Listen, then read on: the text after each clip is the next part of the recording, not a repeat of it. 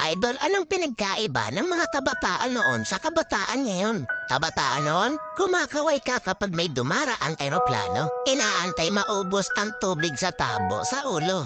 Ginagawang swimming pool ang tanggana ni nanay. Ginagawang braces ang foil ng choknat. Naliligo ka sa alilod ng bubong kapag umuulan. At kapag gabi naman, akala mo sinusundan ka ng buwan. Nagko-concert sa harap ng electric pan. Kabataan ngayon, ang problema ay pera at cellphone. Ang problema lang namin noon kung paano makataka sa bahay para di matulog ng tanghali. Umatay man kami sa palo, aminin natin mas maraming nire-respeto na magulang sa panahon noon kaysa ngayon. Mga kabataan ngayon, isang chat lang, may jowa na. Kami noon sa claims lang umaasa. Broken-hearted, papad friends ang resulta.